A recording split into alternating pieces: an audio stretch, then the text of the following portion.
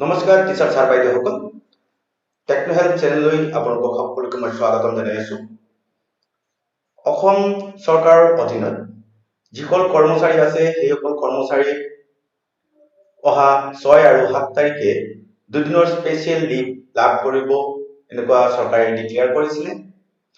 আপোনালোকে অলৰেডি আবেদন কৰিছে, কিন্তু আজি এটা অৰ্ডাৰ ওলাইছে। সেই অৰ্ডাৰত স্পষ্টকৈ লিখা আছে ইলিমেণ্টাৰী আৰু ছেকেণ্ডাৰী লেভেলৰ টিচাৰসকলে 6 আৰু 7 তাৰিখ সেই স্পেচিয়েল লিভটো নাপাব।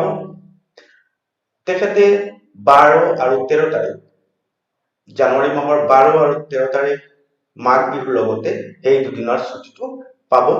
মই এই অৰ্ডাৰটো আপোনালোকক দেখাই আছো। ছাৰ বাইদেউসকল মোৰ স্ক্ৰীনত আপোনালোকে চাব, সেয়া অৰ্ডাৰটো মই ওলাইছো। Government of Assam elementary education department Dispur.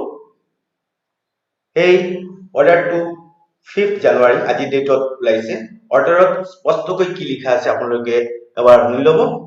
The government in elementary and secondary education department is hereby pleased to adjust the special leave for teachers and non-teaching staff of elementary and secondary schools in the state of Assam on 12th and 13th January 2022 in place of 6th and 7th January 2022 as notified by number এই নাম্বাৰটো দিয়া আছে।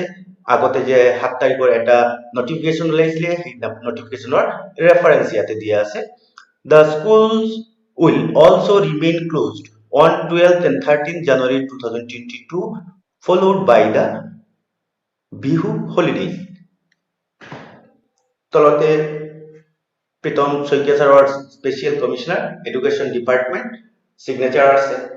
মানে আপোনালোকে 6 আৰু 7 তাৰিখ যি ছুটিটো লাভ কৰিব বুলি ভাবিছিলে, আপোনালোকে ছুটিৰ বাবে আবেদন কৰিছে। এই ছুটি দুদিনৰ আপোনালোকে 6 আৰু 7 তাৰিখে নাপাব। 12 আৰু 13 তাৰিখে এই ছুটিটো এডজাষ্ট কৰা হৈছে। ইয়াৰ মানে আপোনালোকে 6 আৰু 7 তাৰিখে স্কুলত যাব, স্কুল খোলা থাকিব। 12 আৰু 13 তাৰিখ আপোনালোকৰ ছুটিৰ লগত স্কুলো ছুটি থাকিব। সেয়া ইনফৰমেশ্যন আপোনালোকক দিছো। আপোনালোকে মোৰ এই ভিডিঅ'টো শ্বেয়াৰ কৰিব, আগবঢ়াব, কাৰণ সকলো টিচাৰে কালি স্কুলত যাব লাগিব। ধন্যবাদ, নমস্কাৰ।